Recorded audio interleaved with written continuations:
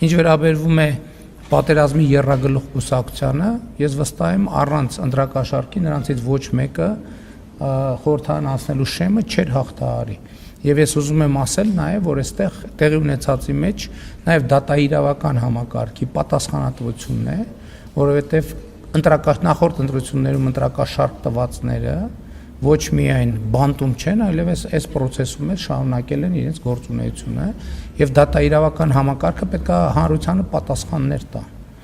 Եվ հանրությունը պետք է ստանա հստակ պատասխան, ինչի է ֆինանսավորում ընդհանրապես դատաիրավական համակարգը, եթե հանցագործները շարունակում են փողոցներում ոչ միայն պատտվել, այլև իրենց հանցագործությունները շարունակել։ Եվ այս հարցերի պատասխանները ստանալու են։ Օրենսդրական փոփոխությունները հանրային պահանջ կա, ակնհայտ է, որ սահմանվի